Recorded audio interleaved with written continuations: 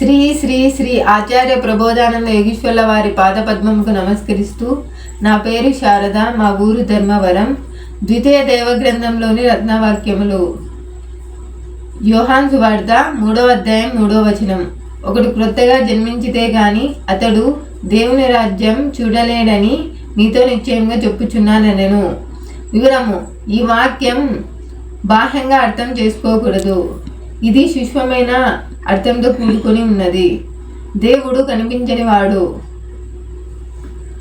అలాగే దేవుని రాజ్యం అంటే ఏమిటో అది ఎవరికి కనిపించనిది. కనిపించని దేవుని రాజ్యం చూడవలనన్నా తెలియవలనన్నా మనిషి క్రొత్తగా పుట్టవలసి ఉన్నదని యేసే స్వయంగా చెప్పాడు. అలా అయితే మనిషి చనిపోయి క్రొత్తగా జన్మించవలని అనుకోకూడదు. అలా అయితే దేవుని తెలియాలని వారందరూ చనిపోవలసి ఉంటుంది. అందువలన అలా అనుకోవడం పొరపాటు. అలా ఆలోచించిన నికోదేము అనే వ్యక్తి ఇలా ప్రశ్నించాడు. అందరికీ క్రిస్మస్ శుభాకాంక్షలు.